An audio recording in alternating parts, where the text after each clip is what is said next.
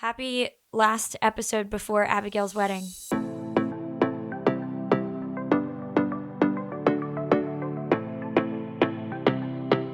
So, we're doing great. We're doing excellent. I'm fine. Yeah, whatever. I'm fine too. Everything's good. I got my bridal portrait previews back today. Oh, and they're incredible. I'm so excited. I only have seen 3 of them, and it was so weird because like taking them, there aren't a lot of mirrors there, and Right. so it was just like, well, I guess I look good. What do I look like? I have no idea. Yeah. You look so hot in that first one. That Bro. you sent. Tess sent it to me and was like, "You are a hot bride," and I was like, "Who is she?" I was like, can Austin fight? I almost said that in the group chat, but I didn't. I was like, this could be perceived. I don't know.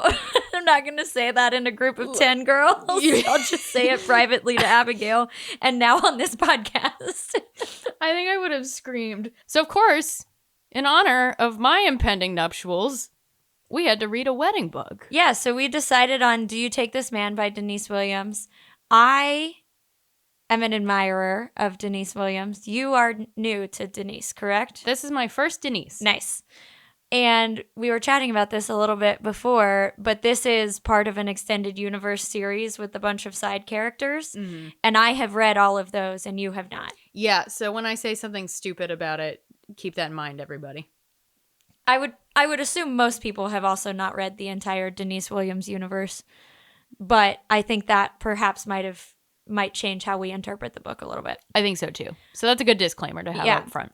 Yeah. For me, Denise Williams is one of those authors that I will always automatically request on NetGalley or buy or whatever. I'm always going to read it. Like, very rarely are they my favorite books that I've read, but it's just like always solid, good vibes. Kind of like a Christina Lauren. Yeah. They're always fun. Yeah, I will always read it. Even the less good ones are still good. Yeah. Like, it's never a fail for me. Okay. Although I will say I did DNF the first book in this series because it was about a professor and it was around the time I started working in this job and I just could not do it. You know what? That's fair. Not Denise's fault, though. Yeah, so that's a me problem, not a Denise problem, and I might revisit it. Yes. Now that I know this about myself. Fair. Yeah. Anyway. So we read Do You Take This Man? Should we read the blurb? Yeah. So here's the blurb for Do You Take This Man by Denise Williams. Divorce attorney RJ would never describe herself as romantic, but when she ends up officiating an unplanned wedding for a newly engaged couple in a park, her life is turned upside down. The video of the ceremony goes viral, and she finds herself in the unlikely position of being a sought-after local wedding officiant. Which is kind of funny to read because, like, are there sought-after wedding officiants? Maybe if they're as good as RJ, she seems like she fucking kills it. Yeah, we just hired a friend. Hired. We're not paying him. He gets a meal. Yeah, I just made my cousin do it. Yep. Spending her free time overseeing I-dos isn't her most strategic career move, but she enjoys it, except for the type A dude bro wedding planner she's forced to work with. Former pro football event manager Lear is a people person, but after his longtime girlfriend betrayed him, he isn't looking for love. He knows how to execute events and likes being in control, so working with an opinionated and inflexible officiant who can't stand him is not high on his list. He's never had trouble winning people over, but RJ seems immune to his charms. Surrounded by love at every turn, their physical attraction pulls them together despite their best efforts to stay at an arm's length apart. Leah refuses to get hurt again. RJ refuses to let herself be vulnerable to anyone, but when it comes to happily ever after, their clients might not be the only ones saying, I do. Ooh. Okay. So, I gotta say, right off the bat, it took me so long in this book to even like this man. ooh, this is... And even then, I was like, fine. I know. So, they have a literal run-in. Yeah, they run into each other, like, on the street. And Lear, like, helps her up. And RJ's cranky about it. And he tells her to smile more. And I was like, Denise, if you want us to like him, this is not going to work. I did gasp a little bit. Yeah. I was like, this does not belong in a woman-focused book. Yeah. I was literally right then, I was like, Denise is going to do a lot of work here to bring this around for me. Yeah. And she did do a lot of work, and eventually I got there, but it was a very hard one It was fight. It was tough, man. Yeah. It was tough. Really off on the wrong foot. Yeah, so RJ is kind of in the middle of like a career, I'm not going to call it a crisis, but she's a divorce lawyer, and her boss does not like that she started doing this wedding officiating thing because it's like taking away from her ability to work 80 hours a week or whatever. Yeah, I never really understood why they didn't like it all that much. I think it's just because she was busy with it. I guess. And because, like, I don't know, at least in all the books we read, the lawyers are expected to be working 24/7. That's why we aren't lawyers. Yeah, that's why. Yeah, that's why. Speak for yourself. That's the reason. I am good at arguing. But I also cry every time I get angry. Katie's on the stand crying. Yeah. Your Honor. Have you seen those guys on TikTok who dress up as lawyers and they're just like, Your Honor, no cap. I love those guys. They're so stupid. Anyway. Okay, so Lear's deal is that he's filling in for his cousin? I think so. His cousin who owns a wedding planning business. And she's in the process of adopting a baby. Yep. And so she had to go to Texas. Yep. Texas shout out. To get the baby. Yeah. To get the baby had been born, and then she went to get it. She and her wife went. Yes.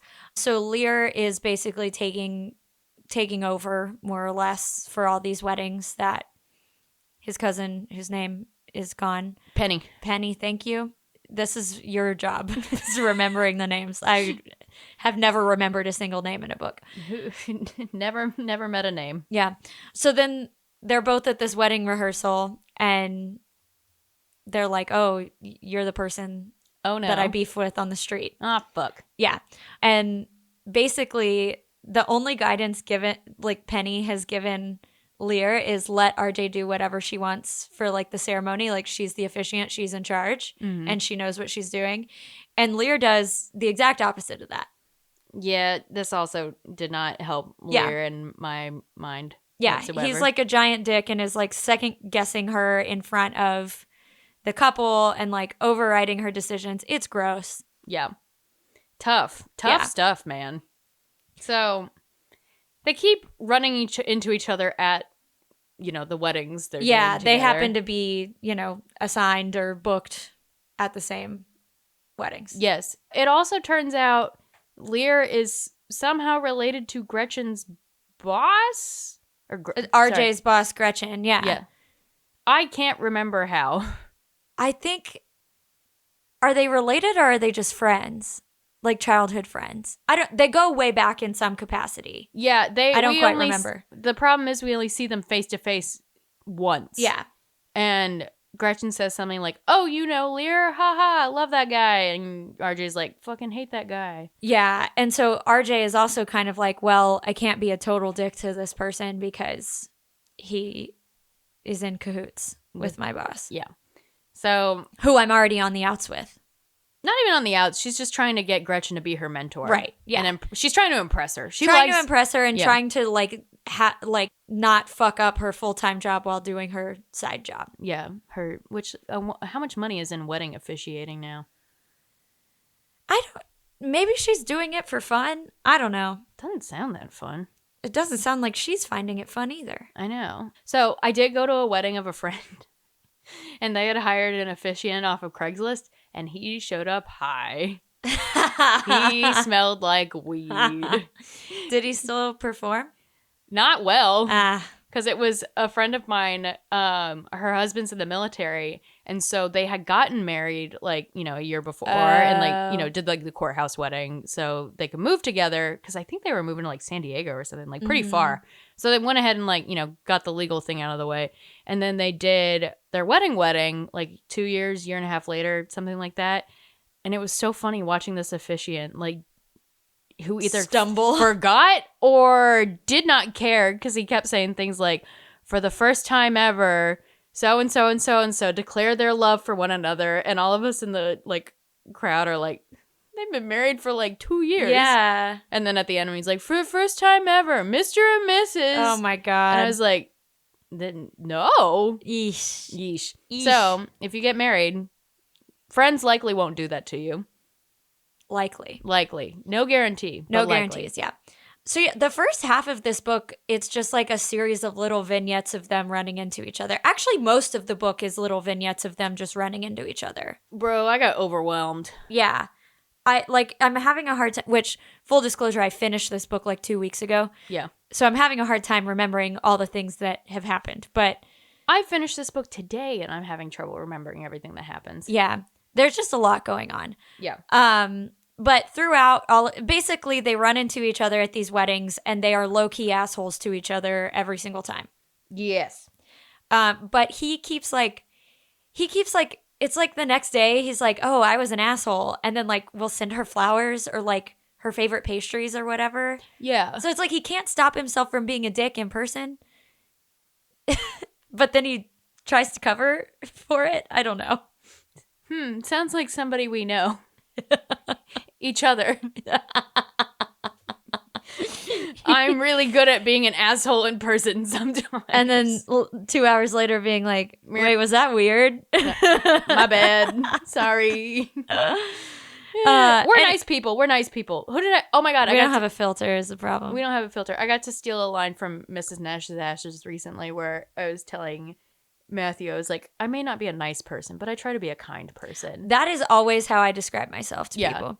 It's like, I'm not even for everybody. pre Mrs. Nash's Ashes. Yeah. So when I read that in the book, I was like, wow, Yeah. our people. Yeah. It's like, you know what? I'm not for everybody. I understand that. But I'm a kind person, I think. Yes. I think so too. Thank you. I think you are. Thank you. I think I am. I think you're a kind person. But maybe this is the...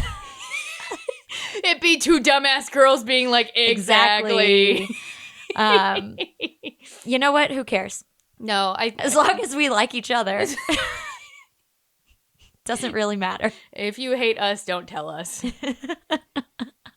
Anyway. If you hate us, why are you here? Yeah, well. Although if you hate listening to us, I love that. Keep doing that. Actually, that would be extremely funny. I love that. That we have like secret enemies somewhere. Hate listening to us talk about romance novels. Oh my God, if you hate listening to us, please tell us. We won't be mad. Yeah, I would find it really funny. Actually, yeah. I wouldn't be mad at all, especially if you're also someone that I hate. Actually, if you are someone that I hate, I would really prefer that you tell us if you're hate listening, because that would make me feel really good. And while you're here, hate listening, have you been to our bookshop lately?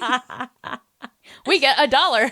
If you're feeling guilty right now, yeah, go buy a book from our bookshop. What a great give idea. us your $1. Give us your $1. Anyway, so at one point, Lear catches RJ telling her BFF Britta, who was the main character in the book before this one, my favorite of this series, The Fastest Way to Fall, very good.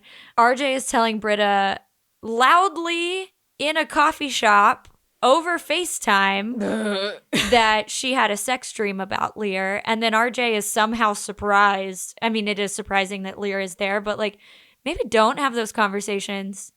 No. In a coffee shop. Probably not. Go to your car. Go to your car. Text it. Anyway. Voice memo from your car. Exactly. Anyway, so this book is fucking so horny. This book is extremely horny. Which kind of kept me going through it, to be honest with you. So they're at a wedding, and they're basically together like every weekend at this point. Yeah. Because it's like the summertime, right? It's like wedding season. Wedding season. So he asks her out shortly after he finds out about the sex dream. She says no, but then she's leaving the wedding and she swerves to miss a deer and her car gets stuck. And who happens to come along? Lear. Some real Deus Ex Machina going on. Yeah. Then he gives her a ride home. They just leave the car. Oh yeah, we never find out how she gets her car back. I don't remember if we closed that loop. I don't remember it being presumably closed. She gets it back. Yeah, but more importantly, she forgets her phone in his car, which I'm like, you're a lawyer, no way. Yeah, be for real. But when he brings it back to her apartment, they hook up. Yes. And so then that's kind of the first third of the book is leading up to that. And then like the second third of the book is them being friends with benefits and RJ trying to pretend that she doesn't like him. Yeah, this is where it was losing me a little bit. I think it felt very Groundhog Day to me. Yeah. Of like, they're at a wedding. They fuck. Yeah, They're that's at why a I'm having wedding. a hard time remembering like what happened to like summarize this for the people. Yeah. They get into a habit of hooking up in a supply closet or Like a single stall bathroom. and I'm just like, guys, gross. Yeah, just go to your apartment. I know. Just go home together after. Yeah, they don't really do that for whatever reason. This book would make a good movie. It would make a good movie, actually. It would make a good movie. I'm just picturing like the montage of them in all the supply closets or whatever, right? That would be very funny. Jazzy music in the background as Yeah. they come out of closets and stuff. That actually would be very funny. This should be a movie. This should be a movie. Denise, hire us. Yeah. We can learn to screenwrite. I kind of do that. Yeah. Denise. Not that far off from what I do for a living. So yeah, they're just fucking. They are fucking. They are both they're both in the middle of some stuff going on. Mm-hmm. Lear has moved to North Carolina after he had something real big go down when he was living in California. And we don't really know what it is yet. RJ, which I told Katey this before, and I have to say it on record.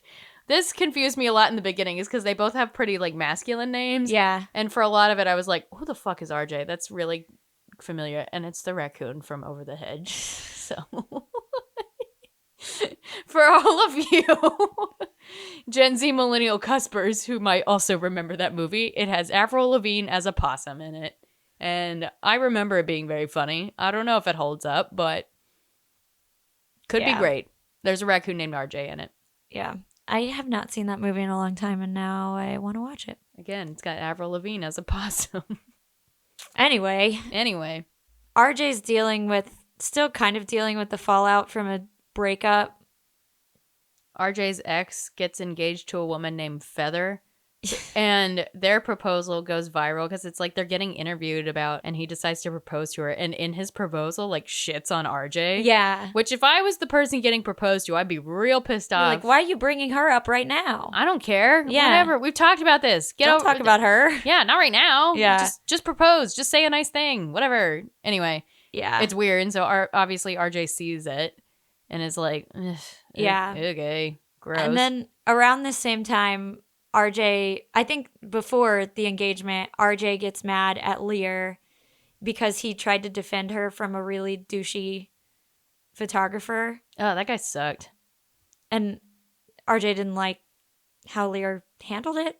Yeah. Lear doesn't like people taking care of her. Yeah. Basically. RJ doesn't like people taking care of it. See, you just did it. Proving my point. Yeah. RJ's basically like, I could have handled that. Like, you didn't have to do that. Yeah. But then she apologizes. They get closer as they're hanging out at these weddings and hooking up and whatnot. And they have some nice little moments. At one wedding, they slow dance together. Mm-hmm. And that's cute. And then one of the next weddings, they get really bickery about things. Yeah. In a very weird way at times. Lear overhears her comforting a bride, telling her something like, he's not going to notice. It's going to be fine. And it turns out to be something like real low level. This is also where I'm like, why is everyone throwing RJ under the bus? Yeah, it's some coin that her fiance gave her on a date or on their first date or something, right? The meet cute is they used to meet at the vending machine and get cherry Pop-Tarts at the same time at their workplace. And the groom had asked the bride for a quarter, and that's how they like really met. And she was like supposed to bring that quarter and forgot. Uh-huh. And RJ gives her another quarter. Yeah. And it's like, it's fine. But like on stage, the bride was like, RJ said it would be fine, but this isn't the quarter. And I'm like, dude, tell him later. Yeah. And Lear didn't know that it was the quarter either, so he's thinking it's something way worse than this too. Yeah, RJ had like told him something else that was like low level, low stakes. Yeah. And now he's mad that she lied to him. And I'm like, Lear, calm down. Yeah. They have rough sex in the bathroom though. Yeah. At Slightly before that, though, at another one of these weddings, a bride gets left at the altar and Lear is really, really sweet about it. And this was the point that I was like, okay. Oh, that's true. I forgot about that part. I think I'm coming around on this man. Yeah, vignettes is a good way to describe this book. Yeah. Of like little bits and pieces of weddings. Hey, we wanted a book with a wedding in it before your wedding. Instead, we get 500 weddings. It was a lot of weddings. A lot of weddings. So we finally learn about Lear's trauma, his backstory. And it's that he was dating a woman named Sarah in California. And I think they were even engaged. And she was pregnant. And then it turns out the baby wasn't his. Yeah. Which is really crazy because when I was in line at the post office 2 days ago, I was reading a relationship subreddit about a guy whose wife was cheating on him with somebody at the gym. Did you read that one? Yes, I read that one too. Yes, and it wasn't his kid. Yeah. Oh my God, crazy. Yeah. And I was like, wow. I was as I was reading it, I was getting the two confused. I'm like, oh, did Sarah meet that guy at the gym? No. This comes up because it is just about the kid's first birthday. Yes. And so Lear is struggling because he loves this kid, even though it's not his kid. Yeah, he's kind of mourning like what could have been. Yeah. Basically, he doesn't know he was there when the baby was born, but doesn't know his name. Which I am like, how'd you pull that off? Yeah, but because he's like refused to look them up too because it's too painful, which makes sense. But as we said before, we are too nosy for this. Yep. So on the first birthday, RJ takes Lear on a date to like distract him, basically. And then she invites him to stay the night and is like, maybe we could like do this thing. And Lear's like, no. Yeah. Because he's worried that RJ's just going to like wake up the next morning and change her mind again. Yeah. RJ has been very hot and cold through this whole thing. Like, they both kind of pretend they hate each other in a way that is not believable at all. Where it's like almost like they're telling me that they hate each other. And I'm like, clearly you guys don't, though. Almost. I don't know. Which is why this would be a good movie. This would be a good movie. So RJ like shuts down because she feels rejected after she was like being vulnerable. Lear was also feeling very vulnerable, and that's kind of like why he shut down and said no, because he was feeling very raw still about Sarah and etc., which is understandable, but neither of them are very good at communicating with one another. Mm-hmm. So the next day, they have another wedding together, and my goodness, I really dislike both of them. Yeah. So what happens at the wedding is RJ is up officiating, and she also, this book is dual perspective, which we didn't mention at the beginning, but so she's up officiating, and she mentions that the couple had been really indecisive and had gone back and forth on a lot of things, and she is reading from her book or whatever and starts reading a poem from one of their friends, and the groom like leans forward and is like, we cut that this morning, because the bride like looks really upset. And RJ gets like, after the wedding ceremony, goes back to Lear, and Lear is like, what the fuck was that? And RJ is like, what do you mean? Like, and he was like, we cut that this morning because that friend was in a car accident and is in the ICU. Mm-hmm. And he's like, I emailed you and you didn't read them. I sent you so many messages. And RJ was like, I didn't read them because I didn't want to read your apologies. And she's like, why didn't you tell me in person? They're both completely wrong. Yes. This is an insane conflict. Yeah, like you still have to work together on other people's most important day of their lives. This like, made put me, your shit aside. This made me upset. Just read the emails. You don't have to respond. Yeah, read the emails. Lear also be like, did you read my emails? We cut that poem. Yeah. Confirm this is somebody's wedding. Yeah. I got really upset at this part. And maybe it's because I am so close to my wedding. Nobody ruin my wedding for me, please. But also like, this is not, put your shit aside. This is silly. Yeah. You guys, come on, be mature adults.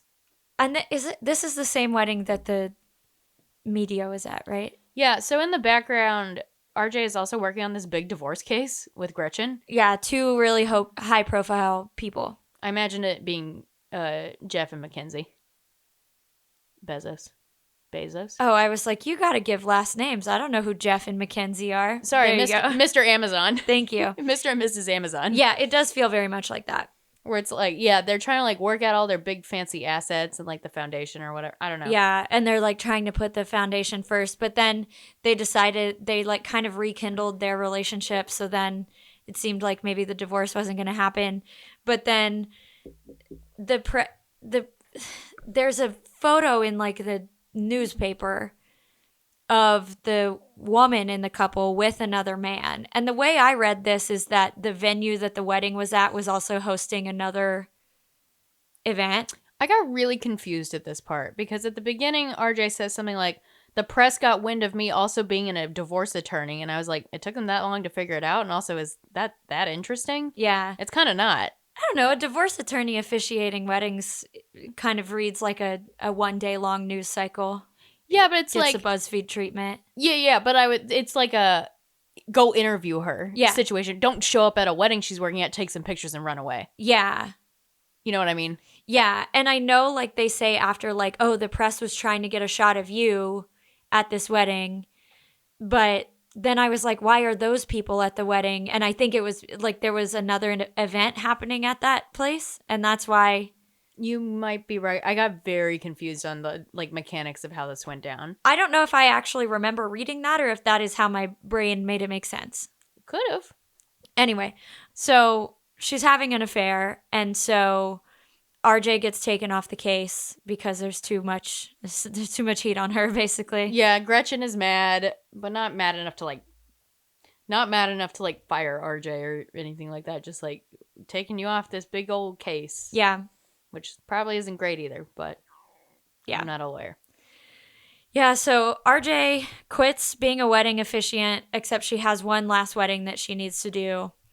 Lyra's also there. They realize the error of their ways. And it's all a very fast-paced, it is nonsensical kind of ending. And then that's it. They make up, and then we get an epilogue, and they live together, and he's going to propose soon, and they're buying a house, and yeah. Yeah. Where's that TikTok girl that's like, these people would be divorced? Yeah. Yeah, that's absolutely true.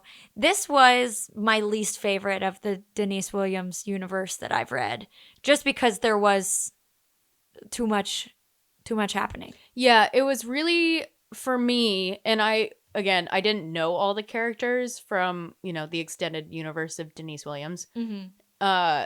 There were a lot of characters that just kind of like drop in and out and are not there for a very long time. Like some of her friends, and like she doesn't live the same city as her friends. Those are the ones from the other books. Like Dell included? Yes. Okay, because I was really confused when she like mentioned him offhand and suddenly he was just like there. Yes. And I was like, okay, I'm sure this is fun for somebody else, but for me, I don't understand what's going on. But her whole friend group are all the ones from the other books. But like, was Gretchen in another book? I don't think so. Was Lear's sister in another book? I have no idea. I'm gonna say no. Okay. I think especially with like Lear's backstory, I was getting confused because it was like, oh, Lear and Gretchen met this one time, and then at the end of the book when they're at that wedding, I was like, I completely forgot they knew each other. Yeah. Because Gretchen says something like, are you in love with Lear? Judging by this one photo of them in the newspaper. And RJ's like, what? And Gretchen's like, don't hurt him. He's a good guy. And like up until that point, I had completely forgotten they knew each other. Yeah, I don't remember. The reason I remember the others is because they were the leads in their respective books. Right. But if there were other side characters in the other books, I do not remember them. Okay. It's possible. But I don't, you know how I am with names. Yeah. It was a lot to keep track of. Yeah. And so, yeah, it was just, and it did feel a little Groundhog Day in the middle of like, they're at a wedding, they're fucking. They're at a wedding, they're fucking. I did like their banter. I thought their banter was fun. Mm-hmm. I thought their banter was fun. I kind of just like got frustrated with both of them. I didn't really like either of them very much. Yeah. Yeah, like, yeah, it was, at the end, it kind of leaves you with that feeling of like, cute, but like, eh.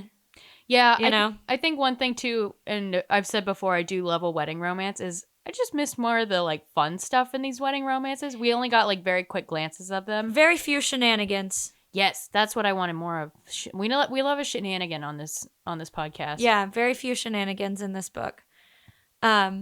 I'm really impressed they never got caught banging in the closet as much as they did. I was hoping that would be one of said shenanigans. You know, that would have been a good shenanigan. Yeah. That would have been a great shenanigan. It can happen in the movie. In the movie. Again, Denise, call us.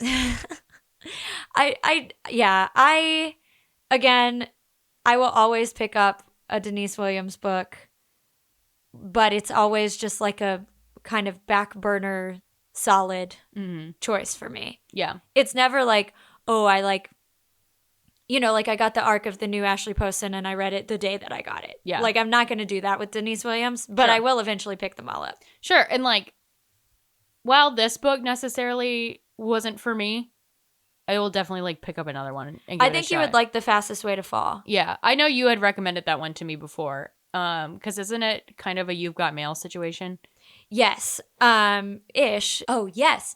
Britta, I'm like remembering the plot of the book as I'm talking about it. Britta is a journalist writing she gets like a regular blog or column on fitness and like working out as like a bigger woman. Mm-hmm. And then she gets this personal trainer to like, there's like a personal training app. And so it's like virtual, but then she ends up like flirting with her coach and yeah. Great. It's solid. Okay. Well, that's fun. Yeah, it is fun. Maybe less Groundhog Day-y at points. Yeah. Hopefully. Great. Just a little, maybe slightly more straightforward. I don't know. I just remember liking it. It was like a year ago. I don't know. Maybe 2 years ago. I don't know. But yeah, this was my least favorite. I also think you would like the little airport novellas that she did. She did that series of 3 short stories all set in airports. Yes, I have downloaded all of the Valentine's Day ones that we talked about. Yeah. And I do need to like definitely read them of like, hey, I have like an hour. Yeah. Let me read one of these. These yes, sound fun. that's exactly like how I read them all in like 2 days. Yeah, and like airport novellas, that sounds cute and fun. And we have definitely talked about them on the podcast. Yeah. Of like, yeah. Oh, that sounds great. Yeah, they're super cute. But yeah, I mean, we'll pick another shenanigan-filled wedding book at some point. At some point. Yes, this can't... weirdly, we haven't done a wedding one before this. We've had weddings crop up occasionally, but not a wedding book. I don't read as many. I'm not as into wedding romances as you are, or at least I haven't been, primarily because for like the first couple years after I got married, I think the pod knows that I had a small pandemic wedding. I did not like thinking about or reading about big extravagant weddings because I just was processing some shit. So I've been actively avoiding them for a while. Do you feel you're in a healthier place with it now? Ask me after your wedding. I know. I remember one time you were like, the next wedding I go to is going to be really hard. And I was hoping somebody else would get married before me. I've been to another wedding since yours. Maybe or since 2. Yours. Since mine. But I think it's different being this close to it. Yeah. So, I don't know. I did talk to my therapist about it. Oh, good. Because she was like, how's that feeling? And I was like, hard to say currently. I'll let you know on the other side of it how it felt. Cool. Don't hate me. Yeah. It's not your fault. I think it's more like, I mean, it has been a little hard, like watching you get to do the things that I didn't get to do. Mm-hmm. But that doesn't take away me enjoying them for you, but also for me, because it's fun, obviously, for me to like go to your bridal shower and look at your bridal portrait. Like, that's all fun for me. Yeah. And so it's like two separate, totally separate emotions. You know what I mean? No, that makes sense. Like, like, this is so great. I'm so happy for Abigail. This is so fun to be a part of. And then the second thought is like, that's kind of a bummer, you know? No, I totally understand that because, you know, maybe to a lesser degree, but like I think about Austin and I started dating January 2020. Mm-hmm. And so it's like, oh, I definitely like feel sad sometimes we didn't get to have more of a like that early relationship fun and like that more of oh, we're dating, like, we're seeing where this goes. Like, we had to kind of decide very quickly where this was going. And so, like, yeah, sometimes I am very sad that I missed out on that, but that doesn't mean it's, it doesn't take away from anything now. Yeah, it doesn't take away from anything now. And, like, or, yeah, like, yeah, if I hear about, like, you talking about, like, when you and Ryan, like, first got together and things, like, sometimes it is just like, Yeah, exactly. Yeah, it's exactly like that. Yeah, it's just like, no, it doesn't take away, like, I'm glad you got to have that, even if I didn't get to have it. Right. It's just still like, man. Yeah, it is. Yeah. And as I've, your wedding's my favorite wedding I've been to. So. Thank you. I feel differently about it. Well, I loved it, obviously. It was just, not. Well, it's just not what you planned. Exactly. And that was true for a lot like, exactly. For a lot of things. Exactly. And that's the thing that I, like, remind myself of, like, I hate, like, the, like, other people have it worse kind of mindset of when I feel bad because, like, yeah, some other people might have it worse, but that doesn't mean I'm not fucking sad or whatever. But it is kind of reassuring, I guess, to be like, well, we all lost a lot that year. Like, we all missed out on a lot of things. Yeah. And I'm not the only one who missed out on this specific thing either. Right. And some people missed out on even more. So, yeah, like, I'm not alone in that feeling, and kind of everyone has their own version of that. Yeah, that is a good way. I mean, just like I just said, like, my version of that is, like, missing out on early relationship. A lot of people's version of that is a wedding, is birthdays, or even, again, I don't like to do it either, of, like, people. Of course there are people that have it worse. Yeah. Like, we know that, but ultimately we came out of it, luckily, with loved ones and etc. But, like, yeah, we all, it absolutely could have been worse. It absolutely could have been worse. But yeah, you're right. We all have that version of, we all lost something big at that time period. It lasted too long for all of us to, like, not have had something. Everyone had something. Yeah. And I, like, think about, like, my friends who had, my friend Stephanie from high school, she had a baby in 2020. And, like, that obviously was a whole thing for, I mean, you remember her talking about it at my bachelorette party. Like, that was, like, a really difficult experience for her. And yeah, just a lot of heavy stuff. And so I'm like, yeah, we've all got our own version of that. You're not special, Katey. Yeah. And yeah, it's okay to feel sad about it. Yeah, exactly. Yeah, it's like, it's okay to feel lost. It's okay to feel sad. But it is also always helpful to know, like, oh, we all have this too. Yeah. Yeah. And so it'll be interesting because I am kind of, like, preparing myself for the day of, like, are there going to be certain things that are, like, upsetting to me? I'm guessing probably not, because I think I'm going to be so just like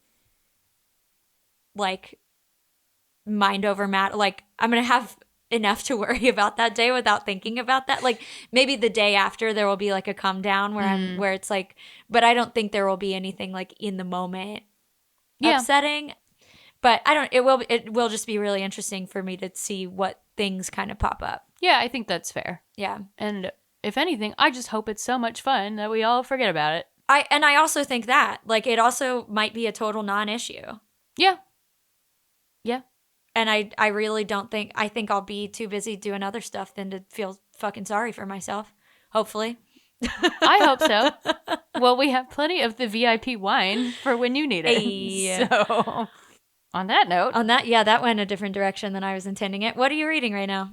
What am I reading right now? So I got 3 book of the months for March because I didn't get any in February. And I was going to, because I was like, oh shit, do I need to use my birthday credit, like, right now? But also, turns out I think I've, like, just skipped multiple months or forgotten, and I have, like, 7 credits anyway. So nice. Have no idea if my birthday credit's stuck or not, because at this point I have too many. Right. So, whatever. I think they do stick. I don't remember. I think it would be silly if they didn't. Yeah. Because, if you skip or whatever. So I got Second Chance Year, which you said you loved. I got, of the book of the year. You got the same one I got, the Lisa Jewell, right? Yes. It's right underneath you. None of This Is True. None of This Is True by Lisa Jewell, which is about a true crime podcast, right? Yeah. It's the only of the only one of the book of the years that I hadn't read, so it was the only one I could get. Yes. And then I got Anita DeMonte Laughs Last for the March book of the month, which is about two women in the art world, which I'm excited to have because, yeah, did we talk about this last time? I remember talking about art. No, we talked about it in the context we were of talking Idea about the of You. Idea of You, yeah. Yeah. So I think it'll be fun to hopefully read a book. Yeah. Of those three, I got to pick one to pick up, but those are the three I got. So yeah, nice. Yeah. I got for my March book of the month. Well, I got the Lisa Jewell, the book of the year, but then I got Annie Bot, the one about the like guy dating the AI. Yes. And it's really short. I'm looking at it right now. I could move through it pretty quickly. So I might pick that up here pretty soon. I did shout out to Stephen Graham Jones. I finished the Angel of Indian Lake trilogy. The final book in that series, I think, came out yesterday it came out yesterday as this is being released tomorrow as we are recording it. It's fucking excellent. That series is so good. It's so creepy. Don't read it before bed. I gave myself weird dreams. Morning book. Well, it's not like scary, but it's like they're like slasher books. And so it's not the type of scary that I feel scared while I'm reading it, but it's the type of scary that gave me nightmares. Ooh, yeah. It's very good, very gory. Look up content warnings, but holy shit, it's so good. That's interesting because I don't really think of you as somebody who reads books with gore in them. I'm not, but I am just a huge fan of him as an author. I read a book of his, The Only Good Indians, back when I was working for the Texas Book Festival because we had him at the festival that year, and the book was on the shelf in the office. Yep. And I was like, cool, that sounds interesting. And I picked that up, and now I'm just a massive fan of his. Nice. He's a really beautiful writer, and he writes about really fucked up stuff. I'm also reading Well, This Is Exhausting by Sophia. I'm assuming you say her last name Benoit, maybe? She is like a comedian, a journalist. I don't know if I would call her a writer. I don't know. I've followed her on Twitter for like a bajillion years, and she had a book of essays come out a couple years ago. Oh yeah, I know who she is. Yeah. She writes for like maybe GQ and Bustle, The Guardian, The Cut. I've read her a bunch of places, and so she had a book of essays come out a few years ago, and I'm working my way through a bunch of old shit in my NetGalley that I forgot about, and so sorry to Sophia. Finally getting to it. I'm like 3 years late getting to your book, but I'm really enjoying it. It's a very good, thoughtful book of essays, memoir style. Nice. So I'm gonna pick up Summer Romance by Annabelle Monaghan, but those are my non-romance reads currently. Well, boy, we have something exciting coming next. Yes. Just for the Summer by Abby Jimenez is our next book. It will be freshly released when that episode comes out, and y'all will hear in that episode that we have pre-recorded it. So you're getting very far in the past us so that we can take a couple weeks to get this girl married. Yes. Crazy. So the next time we talk to you, well, next time we talk to you, Abigail will be married, but we won't know it. Katey will still be married. So. That's true. Hopefully. Probably. It'd be a crazy month. All signs point to yes. All signs point to yes. All right. Well, happy wedding to Abigail. Happy Abigail's wedding to all of you. Happy Abigail's wedding to me. And y'all will see. We'll post on the 50% Instagram. But of course. Obviously. Okay, bye. Bye.